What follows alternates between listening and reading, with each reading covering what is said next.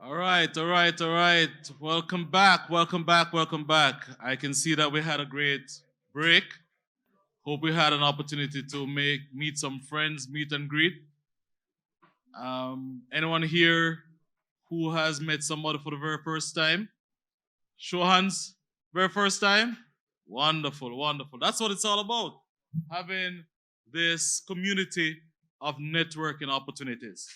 And that is exactly what IEEE is all about. All right. So welcome back. I'm going to kick off this segment um, with a presentation from uh, Sophie Muirhead. Now, a little about Sophie before she actually jumped on stage, and I know that she's gearing up to go. Sophie, can I say that you are all Jamaican? Did you hear that? So that's the first thing. Sophie is all Jamaican, right? And attended Eva High School here. Was it the St. Andrew High School for Girl, right? St. Andrew High School for Girl. Wonderful, wonderful. So Sophie it is has become the IEEE Executive Director and Chief Operating Officer in January 2023. So just about a year now in the job. She manages over 500 million US dollar business enterprise with a worldwide staff of just over 1,000. So you see, they always have the saying, we're little Jamaican, but we what? Aha, there you go. Sophie was IEEE General Counsel and Chief Compliance Officer for 4 years, where she served as trusted business and legal advisor to the organization's president and the CEO, board of director, senior volunteer leaders, and global staff. So, I don't want to give away too much. I just know that it feels so good to embrace Sophie as one of our own, seeing her on the world stage. So let's give a round of applause. Welcome, Sophie.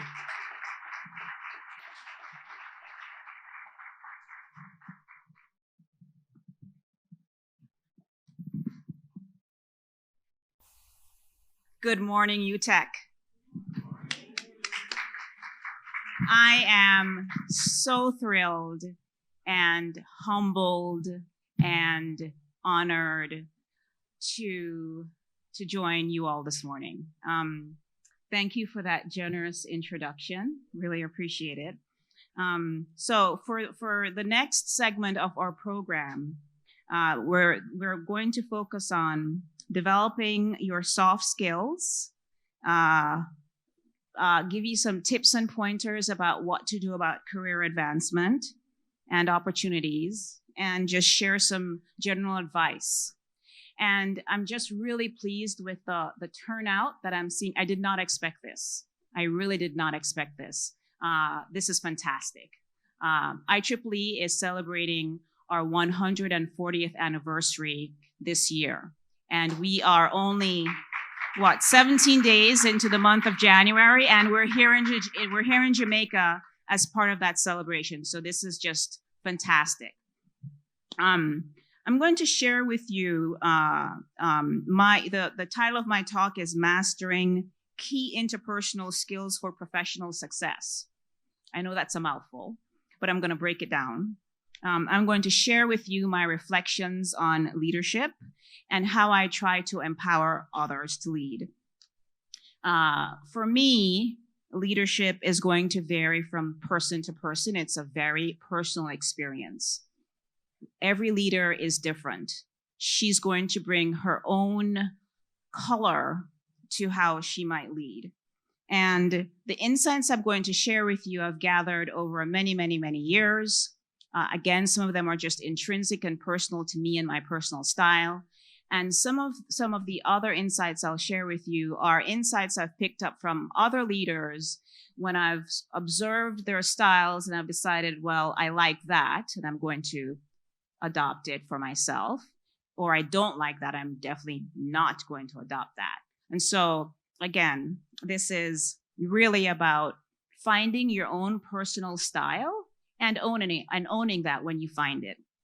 And so my reflections will touch on humility, empathy, treating everyone with respect the way you'd like to be treated, being curious and embracing continuous learning, creating a collaborative and inclusive approach to decision making, nurturing strengths and fostering independence, embracing risks, and learning from our failures. And lastly, creating time for yourself. But let me first share a little bit about my background before I go into those insights. As you all know, I was born right here in Kingston, just up the street at the University Hospital. My siblings and I went to St. Cecilia Prep down by Halfway Tree. I'm an Andrews old girl. It's great to see all the high schools here. I see Campion College in the house. My sister went to Campion College. And I moved to New York when I was 16, and I am one of the people that's contributed to the brain drain. I am one of them. But I'm here. I am here. So although I have contributed to the brain drain, I am here with all of you to share with you some insights on leadership, on how you might advance in your careers. So when I moved to New York, I attended Hunter College, which is a part of the City University of New York. And I received a great public university education from Hunter College. And from Hunter College, I went on to Harvard Law School. And at Harvard Law School, I learned the first insight that I want to share with you, and that is humility. I was at a school with some of the best and brightest in the world. And on my first day of school, the dean gathered the class in this really big auditorium, bigger than this. There were about 500 of us. And he said, look to your right and look to your left, because some of you will not make it to graduation, and some of you will not even make it past the first year. And, that was literally a whiplashing moment. What? What are you talking about? And yes, that was the case.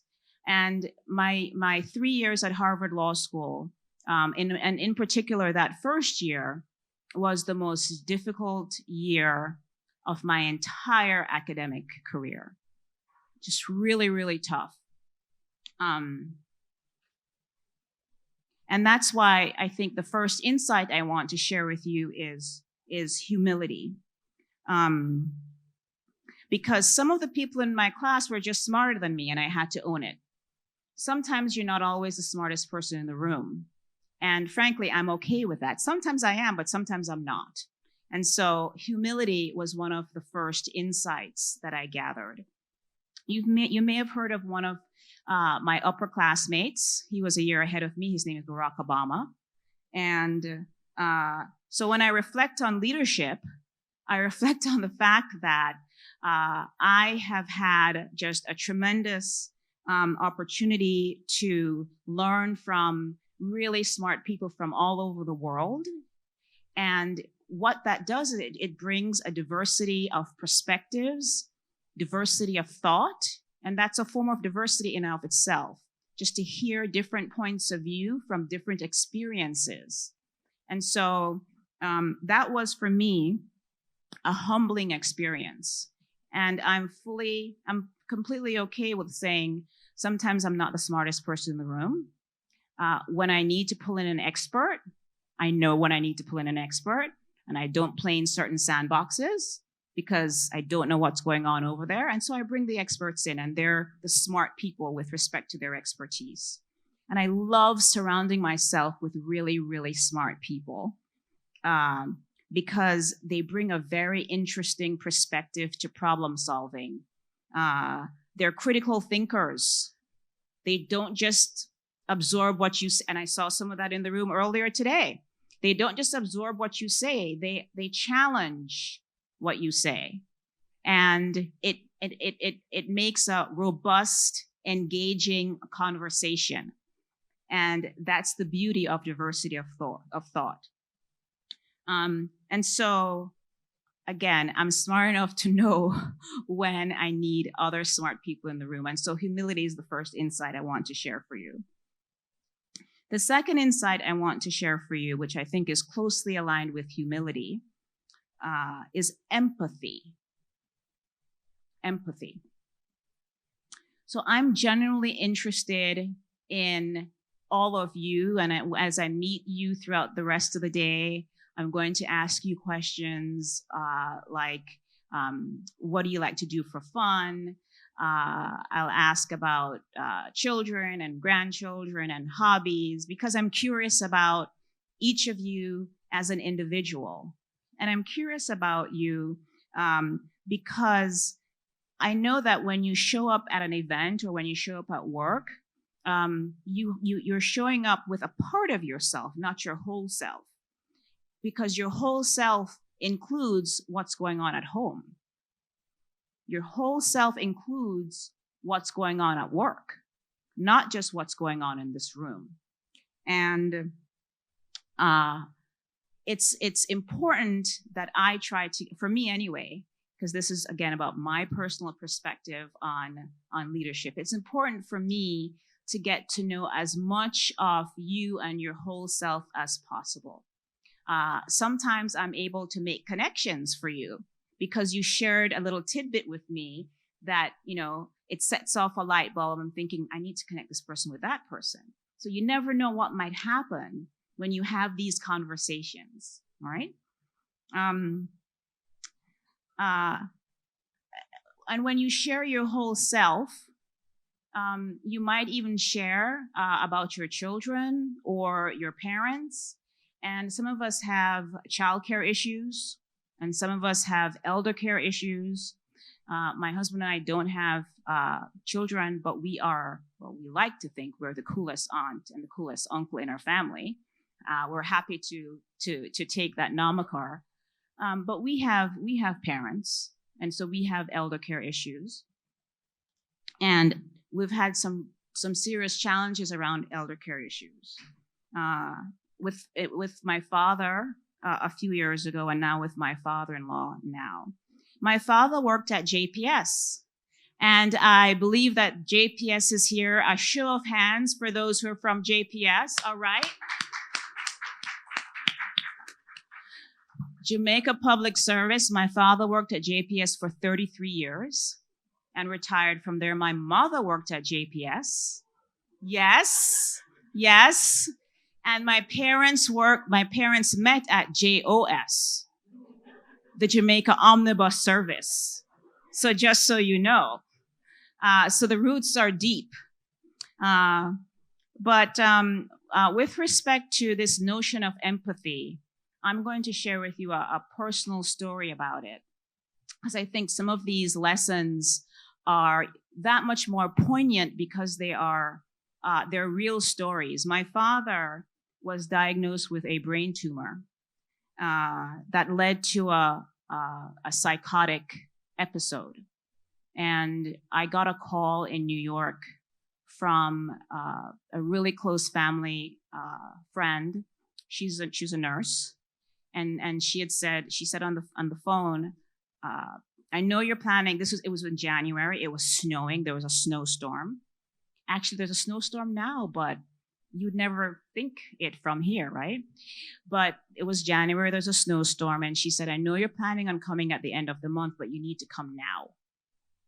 And she's a nurse, so when she said this, she had my full attention. You need to come now because your dad, your father, left the house and walked outside with no shoes. And he wasn't appropriately attired. He's having a psychotic episode.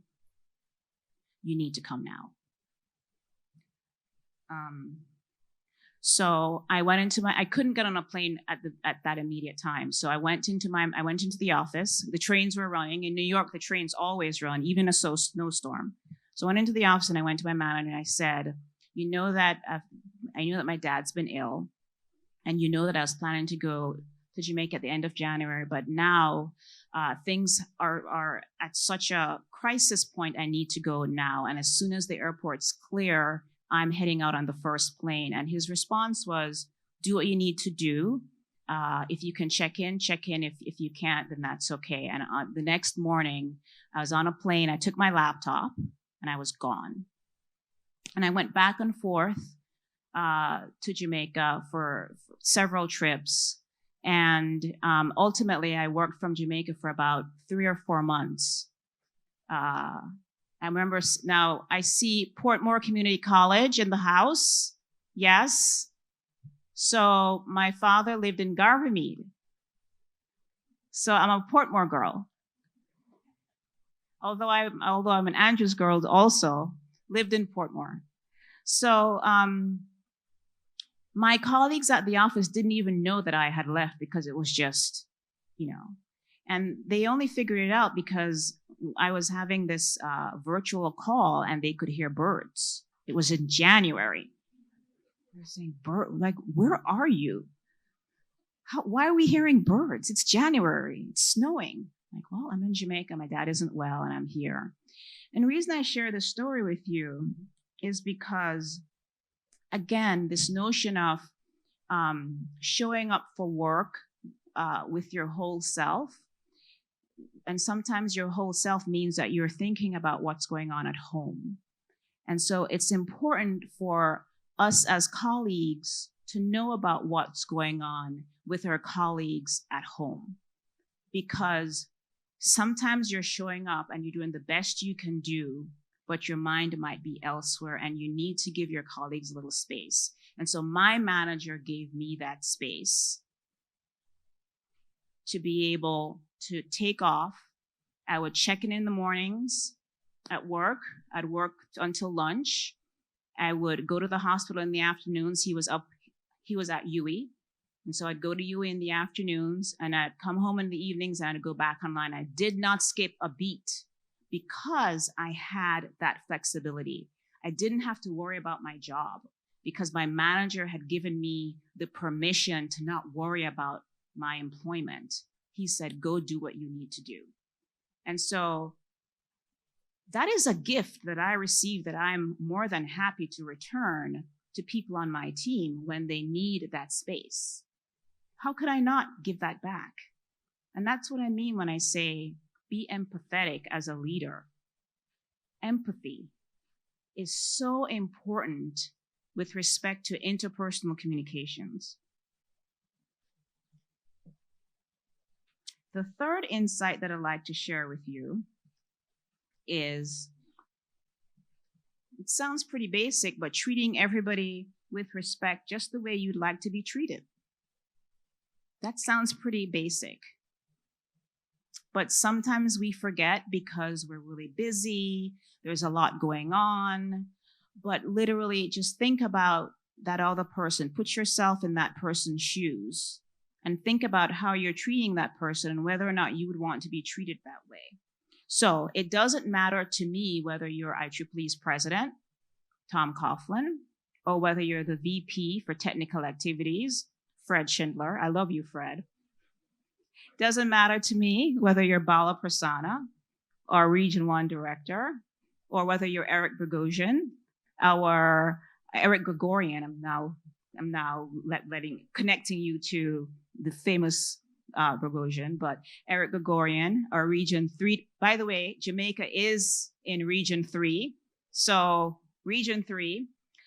It doesn't matter to me whether you're Marie Hunter. Marie Hunter runs our global meetings, conferences, and events business.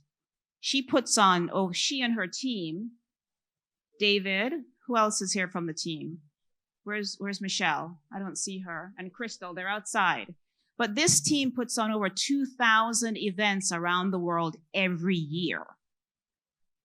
2,000, and this is one of them. All right?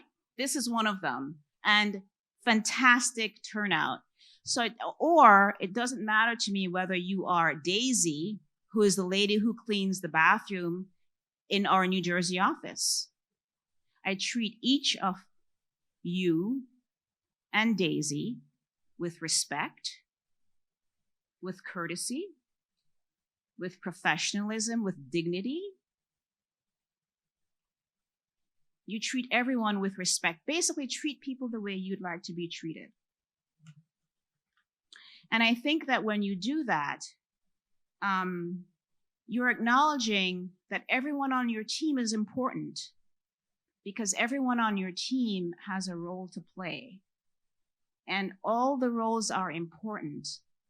Daisy's role in cleaning the bathroom, the ladies' room, is important. Can you imagine if no one did that? Her role is important. And so I see Daisy, and I see Fred, and I see Marie, and I see Eric, and I see Christopher, and I see Sean. I mean, I see all of you. That is important. Treat people the way you would like to be treated. I think when you do that, it's an approach that values everyone's contribution. And it reinforces that there is cohesion in what we're all trying to do. And it reinforces that we have a shared commitment to the success of our organization, IEEE, where our mission is advancing technology for the benefit of humanity, and we're celebrating our 140th anniversary. And we're able to do that because of the connections and the bonds and the camaraderie that we all share together. Now, this section of our program, I don't think I mentioned this, but this section of our program is on developing your soft skills. These are all soft skills. These are not necessarily things that you're going to be taught at UTech, or in high school, or in prep school, or at university. But these are lessons you're going to pick up along the way. And so maybe I'm giving you a little bit of a jump start, because I had to learn these lessons myself. I had to figure this out. These soft lessons are not necessarily taught in school. My fourth insight to share with you is to be curious and embrace continuous learning. Earlier this morning, the president of UTech talked about the fact that we are living in a continuously changing world. The pace of change is breathtaking. I mean, think about how hard it is to keep up. Think about the evolution of large language models like ChatGPT and how quickly that has evolved in a year or 18 months. Just think about it. And how do you keep up? You have to keep up. And so you need to embrace continuous learning. When you're done with UTech, you're not done learning. You constantly need to refresh your skills. Constantly. And sometimes it could be as simple as keeping abreast of what's going on in the world around you. And so I do that by taking continuing education classes. I go to conferences, whether it's online or in person. Of course, in person is always fantastic, but if it's online, because that's the best you can do, then you do that. I subscribe to multiple news sources, ranging from the Harvard Business Review to the New York Times to the Gleaner. Yes, I read the Gleaner every once in a while because I want to keep up on what's going on here. And so as IEEE marks our 140th anniversary this year, and we're only 17 days into the month of January, and we're here at UTech with all of you, we're poised to sort of reflect on our journey. 140 years, not many companies get to say that they've been around for 140 years. And I believe that IEEE's longevity and our success are not just a matter of pride, but a testament to the fact that we can pivot and we can innovate, but we must not and we cannot rest on our laurels. Because what might have worked just last year may not work a year from now or even tomorrow. So we've been talking already about the need to constantly innovate. At IEEE, we're having those conversations all the time. We're actually all the IEEE colleagues who are here, the leadership team. We just had our board strategic retreat in Montego Bay. And Christopher can attest to this, Sean can attest to the conversations that we had around the fact that we need to innovate, we need to be agile, we need to be nimble, we need to be quick to be able to stay, not just keep up with, but surpass the competition. And so IEEE is committed to embracing change and nurturing curiosity. And we're happy to be here with all of you doing that. And it's through this notion of continuous learning that we're going to stay open to new ideas, to not just survive, because that's not sufficient, but thrive. Because the world is ever evolving and we need to keep up. And we're at a pivotal moment at IEEE where our actions and our decisions shape the future of IEEE. And I say pivotal for numerous reasons. I am the first woman in my role at IEEE. 140 years. I'm the first person of color in my role at IEEE.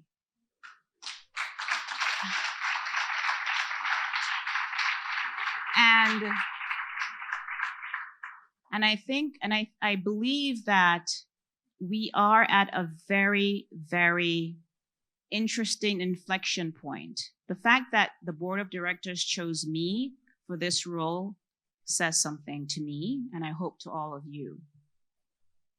They chose a Jamaican girl, right? So again, be curious, embrace continuous learning. When you're done at UTech, you're not done. You're never going to be done. Never. You always, always need to embrace continuous learning. And my fifth insight for you is to foster a collaborative and inclusive approach to decision making. And what I mean by that is, so I'm my team's leader, and I believe that it's important that I take into the decision-making process diverse perspectives and points of view. And if you break it down, in its simplest form, there could be just two sets of decision-making. One, the team leader makes a decision. It's the leader's choice. And when those decisions need to be made, I make it my point of duty to solicit feedback from my leadership team, because I'm interested in their points of view. And I believe that hearing diverse perspectives is going to help me be better informed about what the decision is that I'm going to make. It doesn't make sense to me to be in my head making the decision by myself, because I will probably miss out on a perspective that I should consider. On the other hand, sometimes the team makes a decision. And as a leader, you need to understand that sometimes you need to give the team the opportunity to make the decision. And it's not the leader's decision, it's the team's decision. That builds camaraderie and trust among the team. So we'll talk about it. I'll solicit points of view from the entire team, and I'll purposefully ask the members of the team who tend to be quiet, because there's always, in the group dynamic, there are always a couple people who they're kind of shy and they don't really speak up. I will ask them specifically, what do you think? I want to give them an opportunity to be heard. And then I'm always the last person to share my point of view, because I don't want my point of view to influence the opinions that they share with me. There's this thing called group think and group dynamic, where when the leader says what she wants or what she thinks, the entire team falls in line. And no, that's not what I want.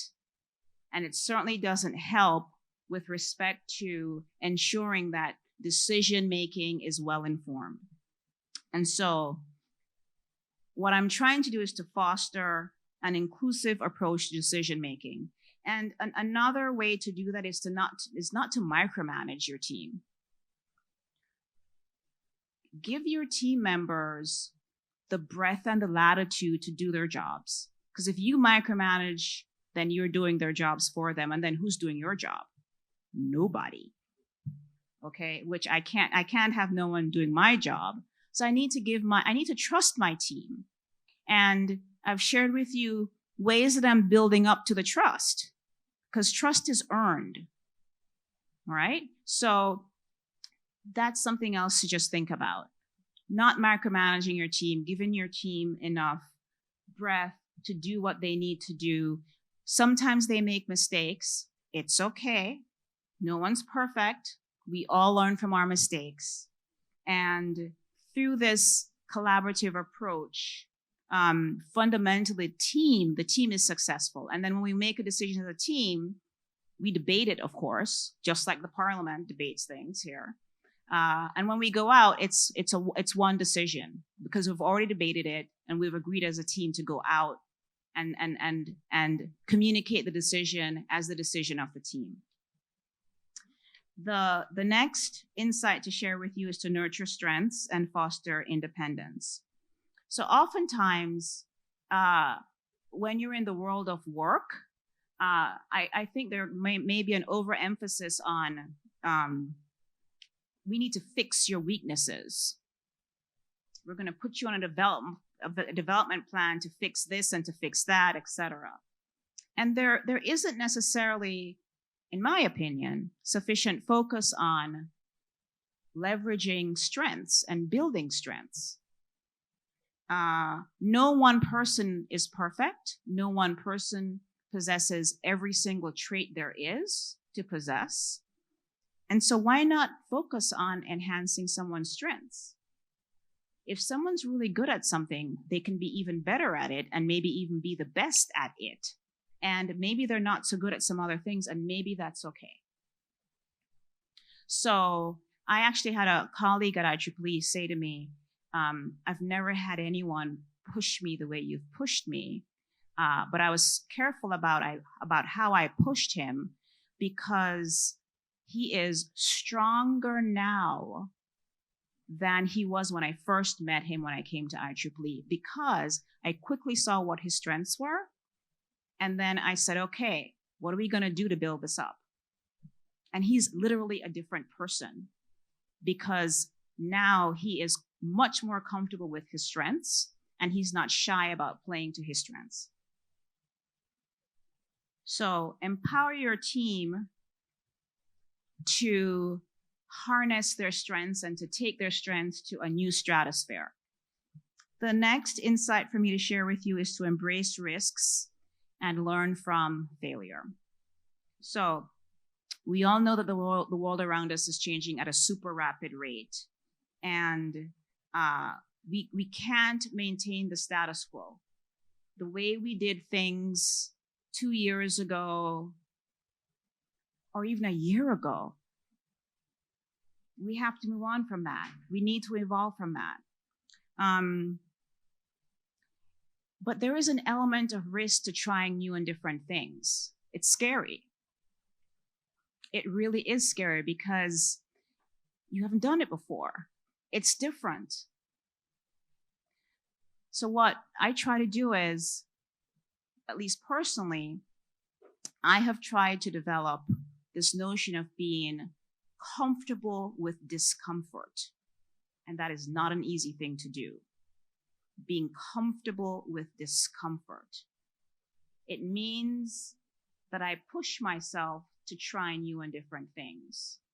And it means that maybe I'm not, and frankly, maybe this is with age, as you get older, but not being as hard on myself when I'm not, if it's not, perfect. It doesn't have to be perfect sometimes. And I think I've sort of learned that as I've gotten older. Things don't have to be, don't let the perfect be the enemy of the good or the good enough. So at IEEE, we're operating our business on one skateboard, and then we have 2, 3, and 4 other and 5 other skateboards where we're trying different things. And we're all balancing on all these skateboards because that's what we need to do to stay relevant for the next decade and the next century and the next 140 years. We're trying new and different things. We're embracing change. And just this past weekend, we talked about the fact that we need to disrupt ourselves from within to avoid being disrupted from external forces who may not be collegial to who we are as IEEE, as lovers of this mission, so to speak. And so this spirit of innovation that IEEE has, and this resilience that we've had for over 140 years sets us apart. Not many companies get to say they've been around for 140 years. We acknowledge that change isn't just coming. We acknowledge that change is here, right now. We've heard the other speakers earlier in the morning talk about the fact that change is here right now. And change is tomorrow and the next day and on the horizon every day. The final insight that I want to share with you is that we all need to create time for ourselves. And I fully acknowledge that I'm not very good at this. This is a work in progress for me. But what I mean by that is creating some quiet time for yourself, some time for you to think. Reserve a couple hours every day to just journal, write in your journal, just some thoughts, some ideas. It's some creative time that we all need. Don't check your email. Maybe put your smartphone aside and close your laptop and just think. And for me, I'm essentially clearing my head because I constantly have a running list of ideas in my head. And if I don't write them down, then I don't make space for other ideas that want to come into my head. So create some space where you're able to just get those creative juices flowing. You know, spend time with your loved ones. Take your vacations. You need to recharge however you need to recharge. Whatever works for you, do it. My latest thing is I'm trying Pilates, and I'm not bad at it. But really, you need to set aside time for yourself. You need to take ownership of your well-being, because if you don't, who will? Think about all the people who are relying on you. It could be your parents, it could be your partner, your spouse, your kids, your grandkids, your grandparents. If you don't take care of yourself, then how are you going to take care of them? So nurture yourself so that you can nurture others, and be welcoming of having a relationship with your inner thoughts. Be welcoming of that. Because having that relationship with your inner thoughts really means you are honing in on your dreams and your aspirations. And so I've shared with you my insights on my journey, my leadership journey. I have purposely decided to be the architect of my own growth and my own transformation, purposefully. And I would invite you to think about that as well. Don't rely on others. Do this yourselves. And so I've tried to weave for all of you threads of humility and empathy and learning and collaboration and self-care into the fabric of my leadership approach. And I'm hoping that you're able to take some nuggets away from that. And for me, by embracing change and nurturing strengths and tending to my well-being, that I'm not only able to lead, I aspire to inspire. I aspire to empower. And I aspire to shape a future that reflects our dedication to excellence and IEEE's dedication to fostering innovation for the benefit of humanity. And so I'm hoping that what I've shared with you is a guidepost to share with you that leadership is not static. It really evolves, because the person that I was 15 years ago is not the person I am today. I have changed. I have evolved. I've had an opportunity to have an impact on people and teams and the larger tapestry of our society and interconnected world. And so, in conclusion, I am really proud that we're united today under IEEE's banner here at UTech, where we are really striving to propel technological innovation forward. We're nurturing excellence for the benefit of society as a whole. We are one IEEE. Thank you.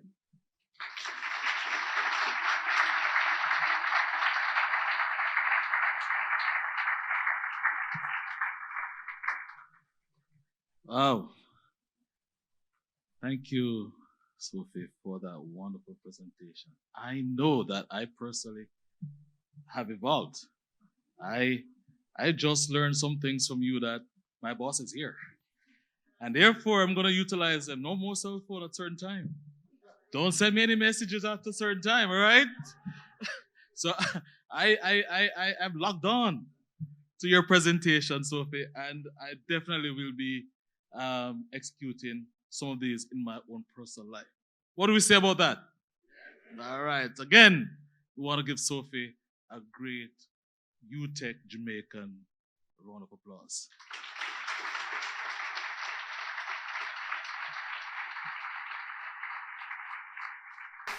And I hope that if you have learned, as I have, from her presentation, you might not be totally, au fait with some stuff that or even need some clarification. So we use this opportunity to ask Sophie just three questions. So we have the first. Do we have a roving mic? The first person, right here.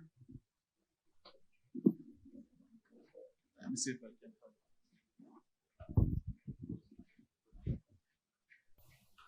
Good morning. My name is Caleb Frobler from the Northern Caribbean University. My question is there any case when the groupthink dynamic is positive?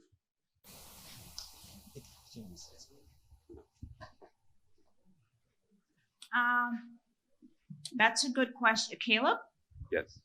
That's a good question, Caleb.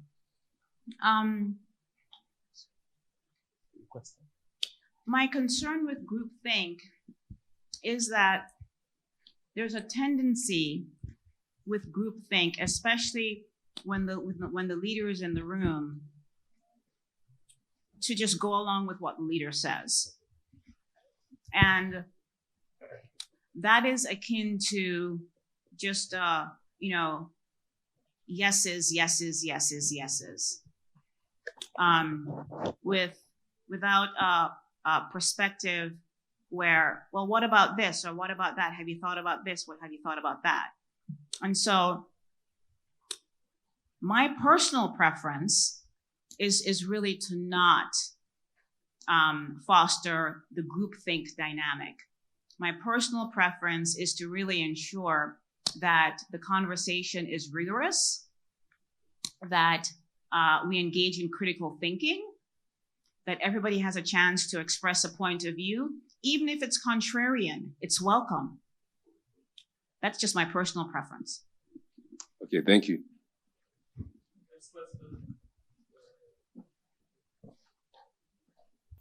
Okay, so good afternoon. My name is Tamar King, and this is kind of a personal question. So I am a practical person, right? So you were talking about strengths, and I'm not the smartest person, so I see myself doing more practical stuff rather than calculation. So what I would like to ask is, what should I do to maybe build on my calculation side probably by utilizing my practical side. That's a tough question.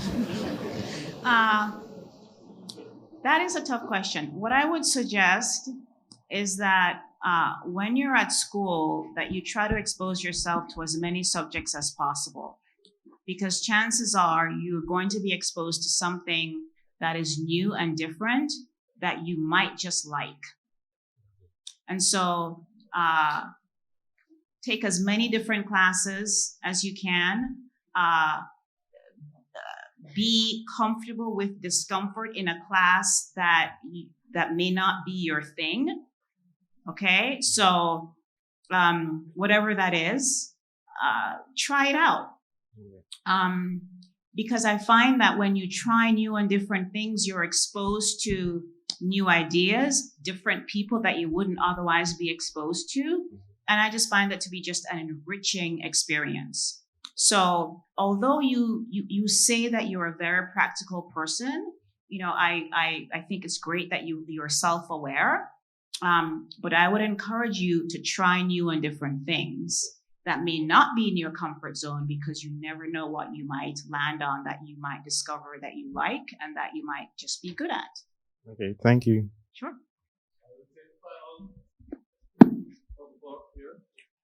Hi, that was a very, very, very good talk, Sophie. The word empathize stands out for me. And there's this whole concept that is now quite a buzz here in Jamaica called design thinking. It's not a new concept, but it's been around, where you persons may group think, as the young man said earlier, but you really want to leverage, putting in future proof in your classrooms, your students, persons to have that forward vision. What is your perspective on design thinking, where you empathize and you ideate and you reiterate and come back and improve? Is that working for you as a leader in your current sphere of things, or in your past experience? Just to share that. Oh, I would say yes.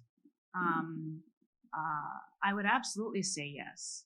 And what I would add to that is sometimes you change your mind. And that's okay too. Because it may be that through this ideation exercise, you're like, wait a second, I hadn't really thought about that. And so you have to be courageous enough to acknowledge that you've changed your mind. And that's okay. Remember, no one is perfect. None of us is perfect. And so if I'm willing to be comfortable with my own vulnerabilities, then my team is willing to be comfortable with theirs. All right, thank you. Thank you. Round of applause again for Sophie.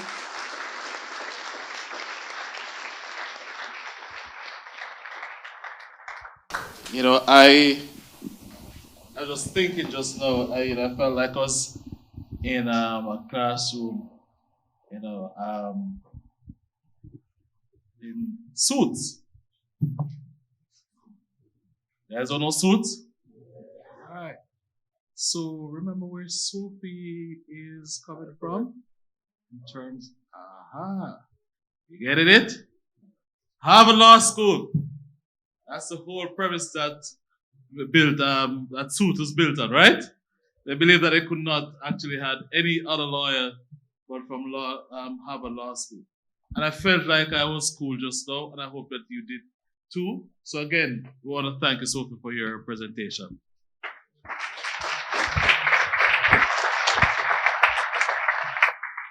All right, we're moving right now next into a presentation. Our next presenter will be Mr. Bala Prasanna, and he's currently serving as the IEEE Region 1 Director, and in addition serves in IEEE MOVE and the HKN program. He's a professional with a career spanning over 35 years, including working in institutions like the Sonny State University of New York, AT&T, IBM, and in various roles in senior technical and management positions. Let's make welcome Bala.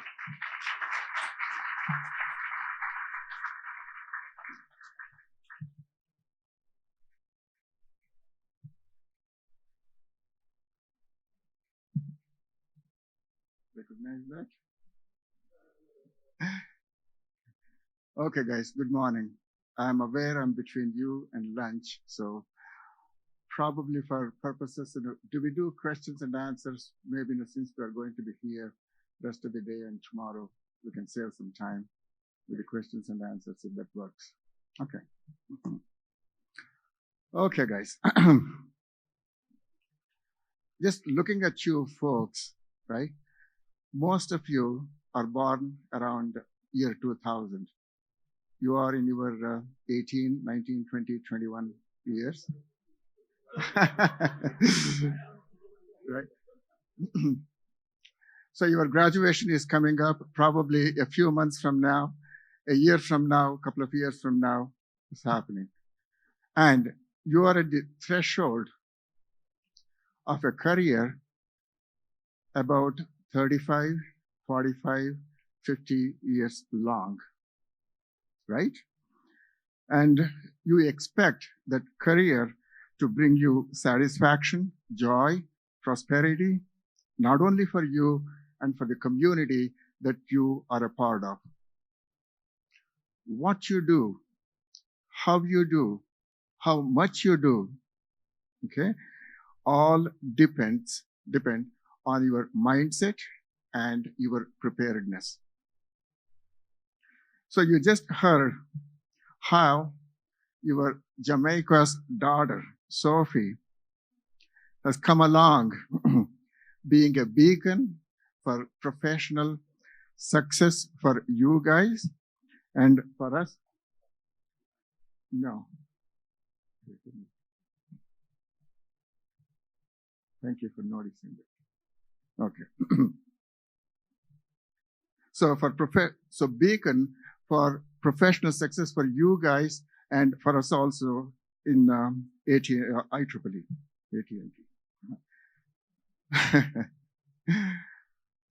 So during my presentation, there are obviously details, lots of details. Details are important, right? But I would like you to focus on the themes, the visuals, and the messages behind the messages that we speak, not only myself, but other folks throughout today and tomorrow. You will hear, hopefully, what you want to know, what you need to know to survive and thrive in a career that is meaningful and rewarding to you. So with that, we will start. Okay, very good. So, right, okay.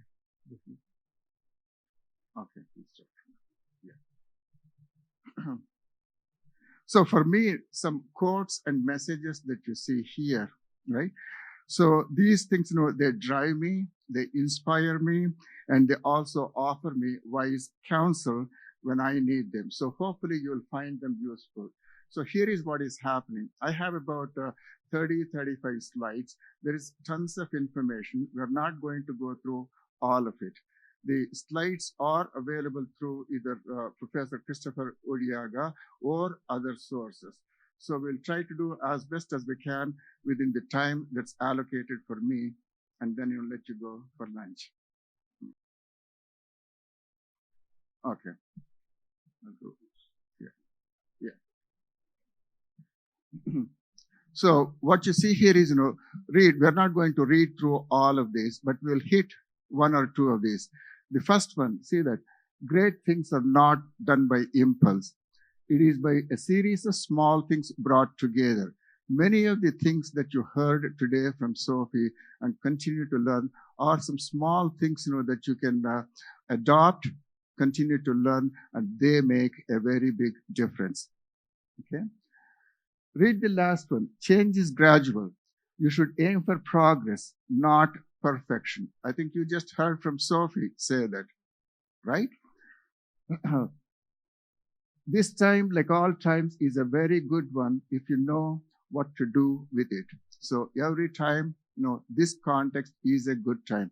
Like I said, for the next 30, 35, 40 years, you'll be solving problems, okay, of enormous importance. So you will be playing a role. So how you prepare yourself to work hard to make those things happen is very important, okay? So that requires, a lot of tuning up and something along these lines. Okay. This is again for fun. Just read the first couple of lines. You'll get the idea, right? So lack of a nail, something happens. On and on it goes. You lose the battle. Just because you did not know how to control your either vocabulary or your temper, okay? So that could lead to disasters. Those are the small skills that we are talking about. So those things you can learn, you can adopt, you can watch other people, how they do, how they succeed or not succeed, okay? So very important. Did you hear this one just a couple of minutes back, right? So tomorrow is not going to be like today. What that means is, so you are again, at the threshold of so many things yet to happen. Be prepared. Okay. So we are all alone in this together. Two key things, alone and together, right? So it is team play and you need to be prepared for yourself. So apart from the technical education that you get at the school, right? So you need to be mindful that professional skills are an important aspect of your career advancement for your long career. Very important, okay? Being relevant in workplace. Relevant is the magic word. So you always need to be relevant. What it means, take your time and so on. But relevant is the key word that you need to take with you.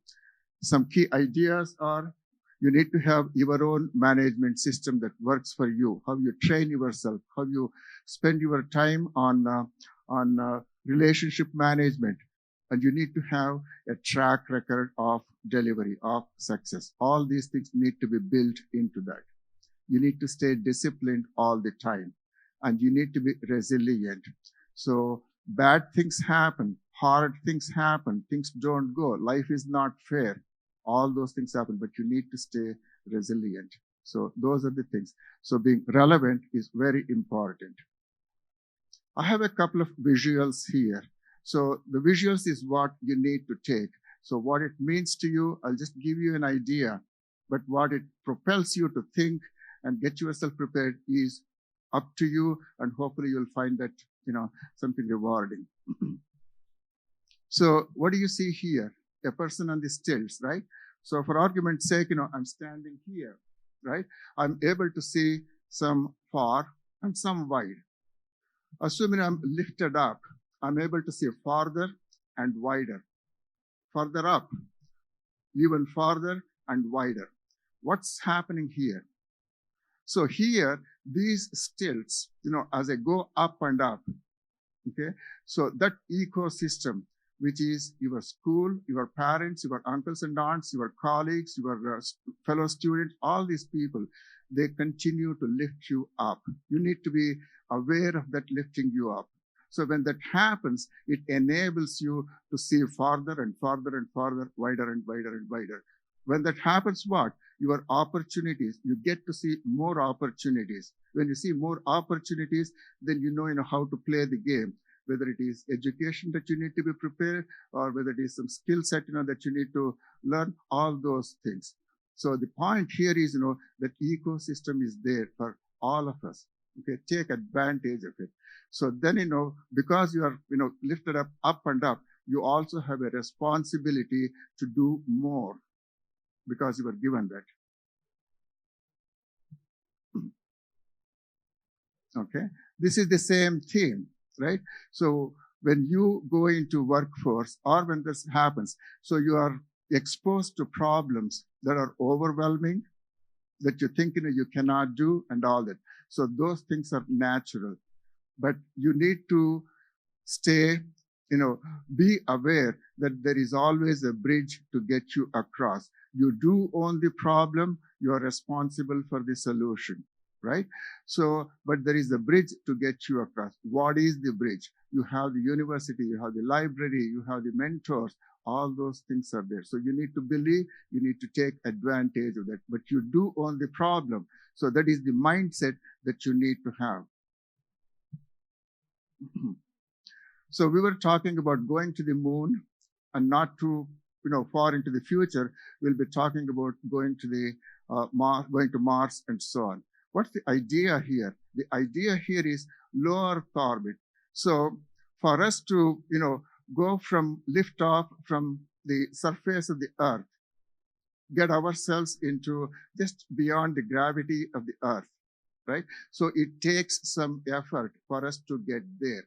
Now, if we do manage to get there, right, then from there, we can go, the effort that is needed to go to moon or to Mars or even, something beyond is not a whole lot more.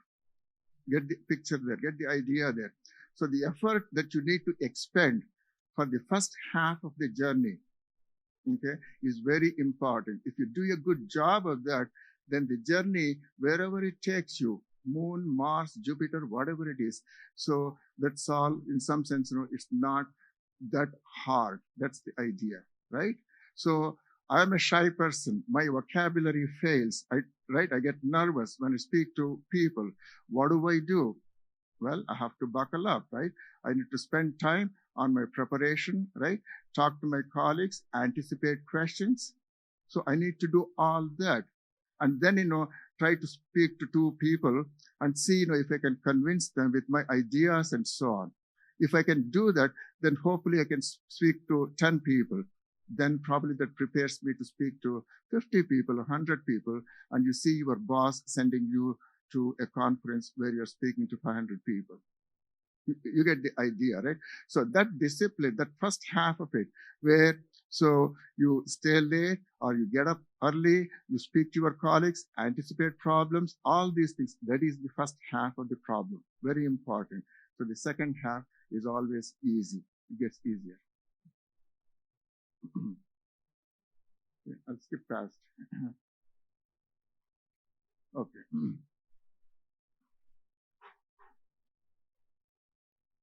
Okay.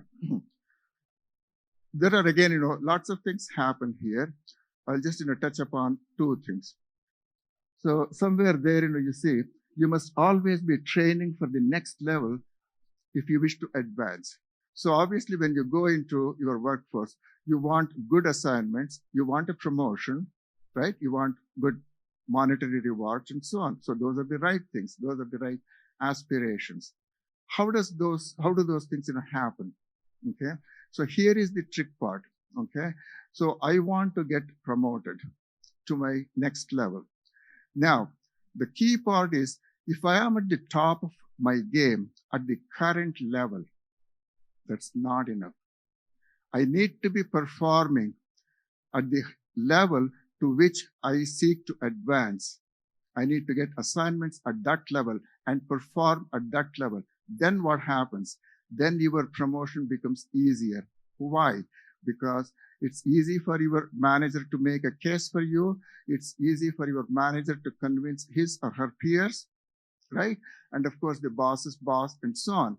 So here the trick part is, so at the top of your game, at the current level is not going to cut it. Okay.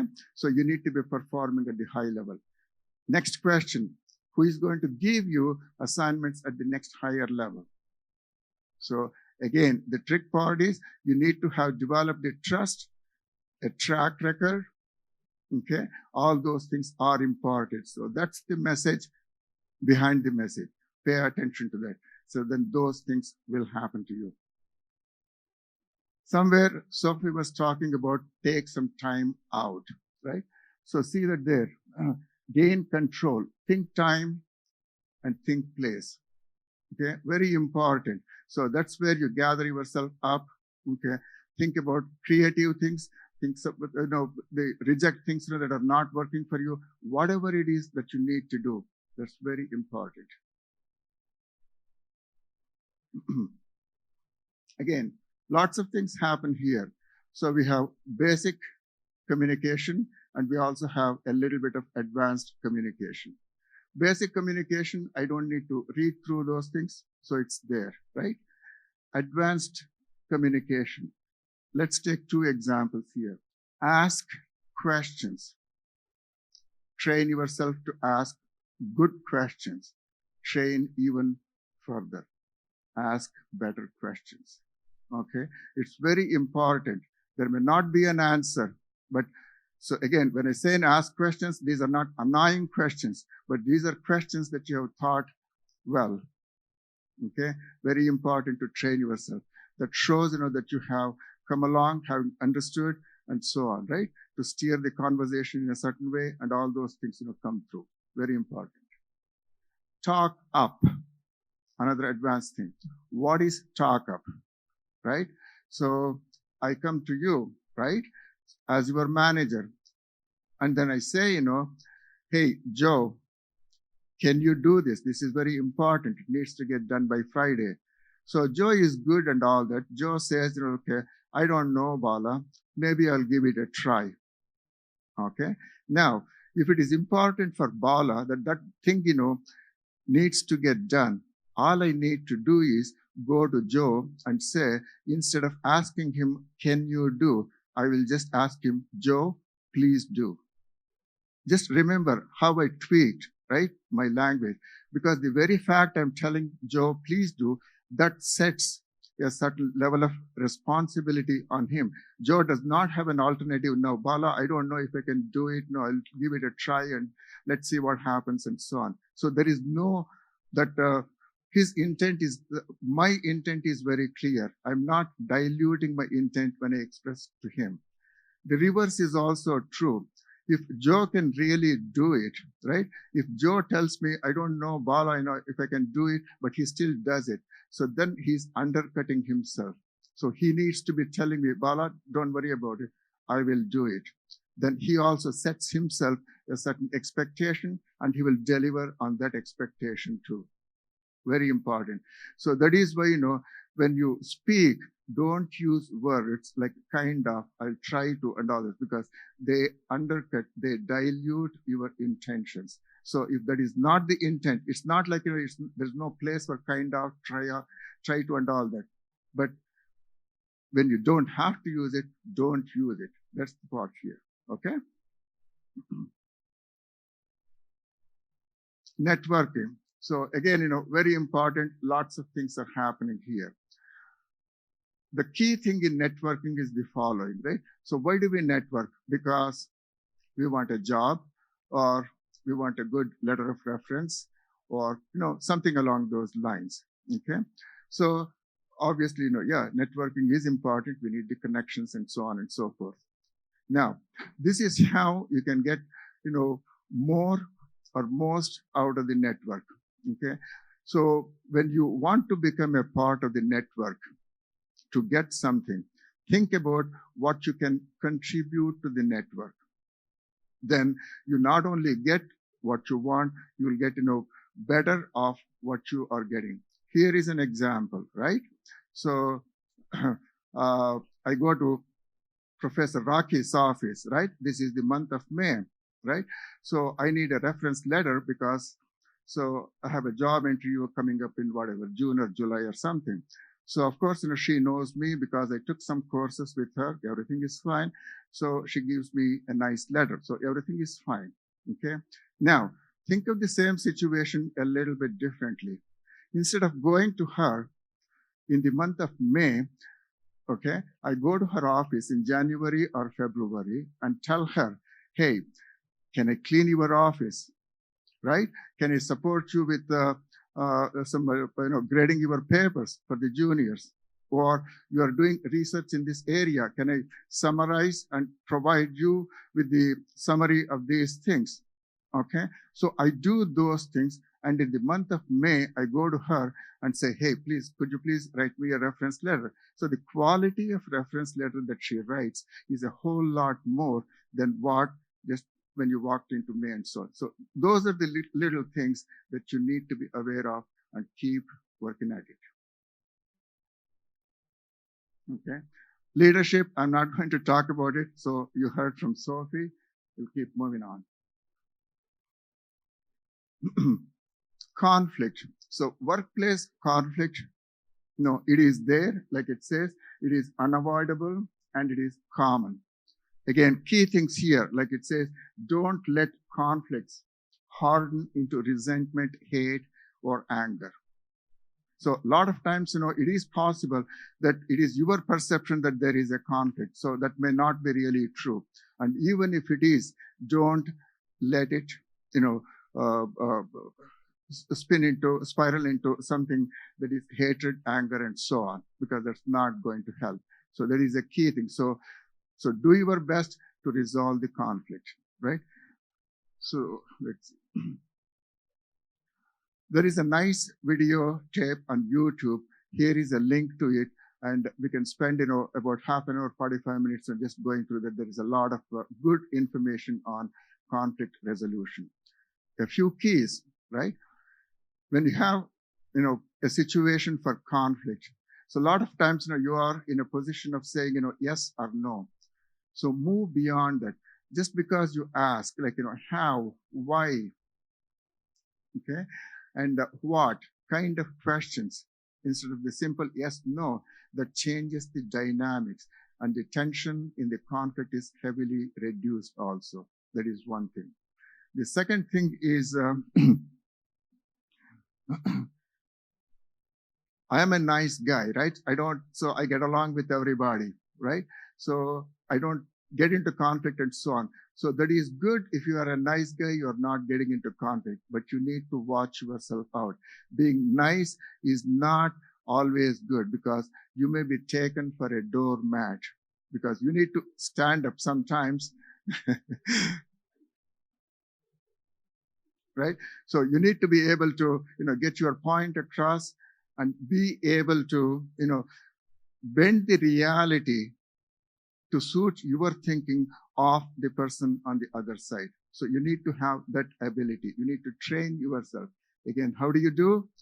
Do more work, anticipate questions, talk to other colleagues. So all those things, precede how you get there, but very important that you do get there.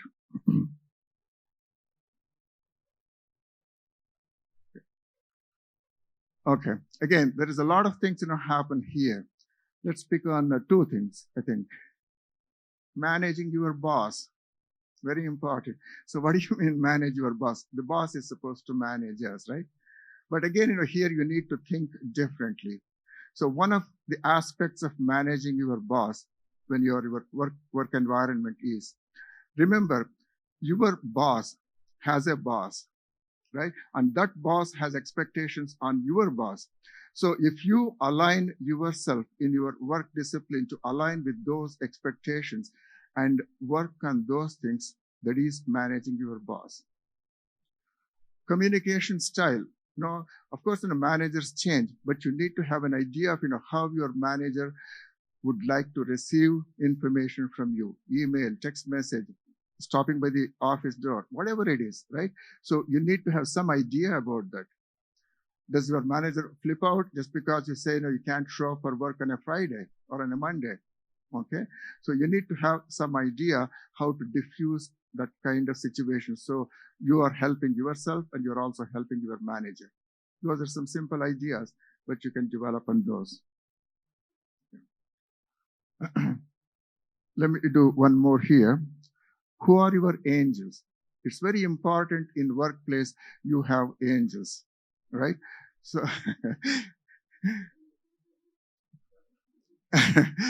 so here is an example, right? So I work for, let's pick on Dr. Rocky again, right?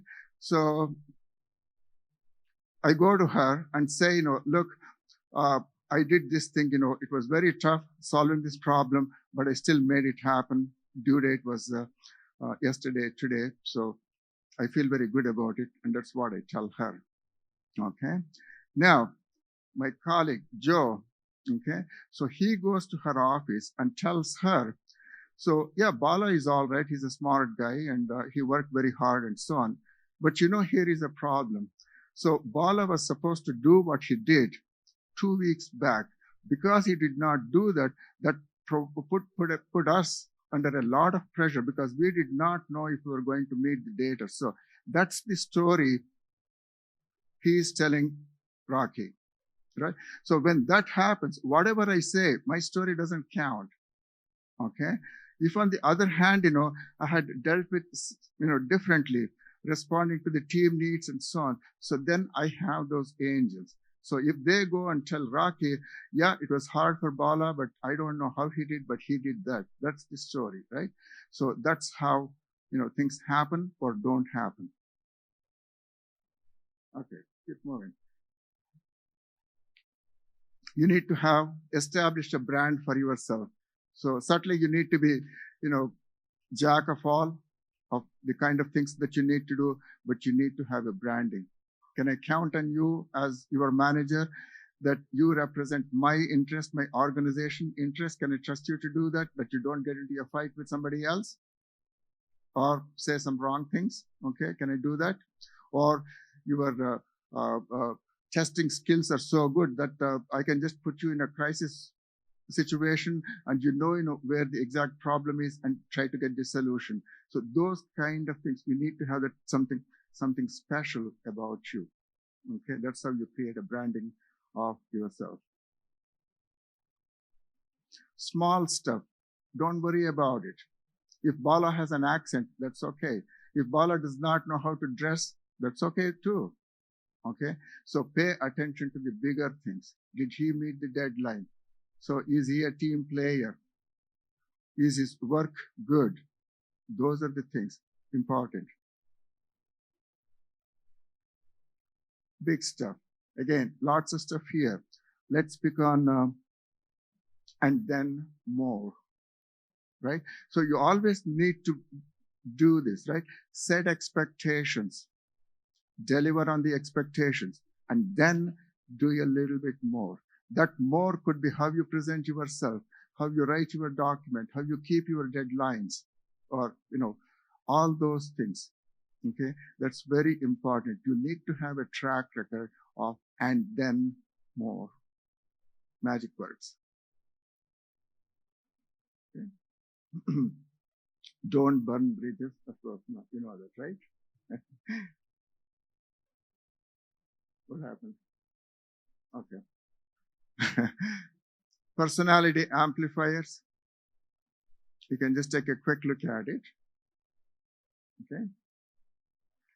This is again, something important, right? So you don't walk into your boss's office and tell the boss that this just isn't possible, whatever the boss told you, because he doesn't want or she doesn't want to hear that, right? I can't stand working with Gabrielle. So I can't do that, right? Because that reflects poorly on you. Do not make it your boss's problem. You better resolve it if you cannot get along with Gabby, right? It's not my fault. That's baby stuff. Don't do that. Right? On and on. So these are some ideas. So again, these are the little things that you need to be constantly aware and keep tweaking yourself. Because if you don't, then you pay a big penalty. Okay? I think we are getting to the end of the program. Be passionate about deadlines, very important, and be a maintenance-free employee. Right? Easy to say, but very important. Very important. Okay? Making choices. This is another very important slide, but again, due to time, I have to rush past. But it's very important making the right choice. And that means a lot of things here, right? So how you choose to spend your time, how you make your friends, and on and on and on. So again, that intuitive thing that you develop over a period of time to be able to make the right choices, including how you handle criticism, okay, is very important. Because if you're handling your criticism right, you're not getting too upset about it, because the person is probably trying to show your blind side that you do not know that you have. Okay. So you need to allow for those things. So again, right choice. This is probably the final one or one before the final one. Responsible students. Okay. Very important. I'm not going to read through, but you get the idea. Like it says, last one, see here, get ready ahead of time. So if that's one of the things, that you take away from here, it's very important. Just that notion, how you drive yourself to be ready ahead of time is very important. That's going to mean a lot of success. If you don't do it, you know what happens, right? Because you're put on the spot. So you probably are embarrassed that you don't know something when your boss asks you a question or something. All those things happen. So that is why, these things are very important.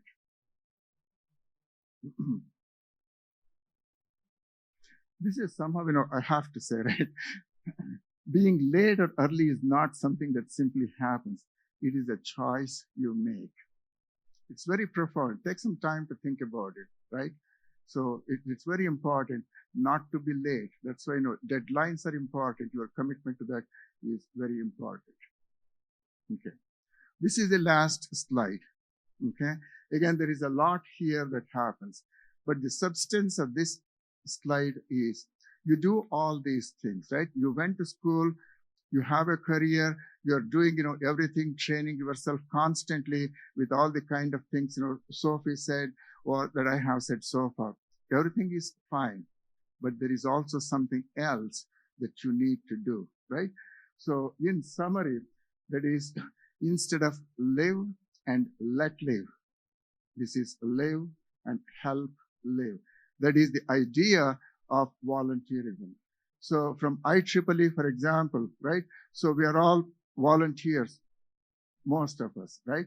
So either we had our careers or we have our careers, all those things. But there is a component of us, trying to give back something, okay? So it is something that we would like you to consider, okay?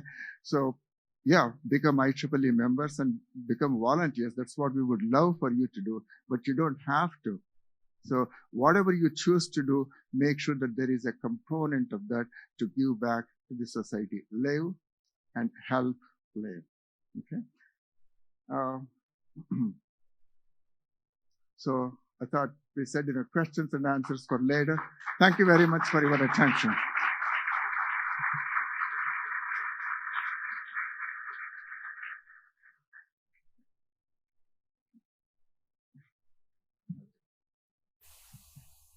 All right. Thank you so much, Region 1 Director. Bala, let's hear it for Bala again. All right. I'm just looking at the time, and I realize that there's one thing that, being in education for a long time, Bala, as an educator, there's one thing that I know students are very, very aware of. They get ready, and that is for a break, for lunchtime, nothing else. And therefore, at this minute, we want to again remind you that we have lunch on the outside. We are a little behind time, so we're gonna catch up and we're gonna convene at 1 o'clock. So thank you for your attendance so far. I hope you have learned, and we will be back at 1 o'clock. So at this time, we'll take our break.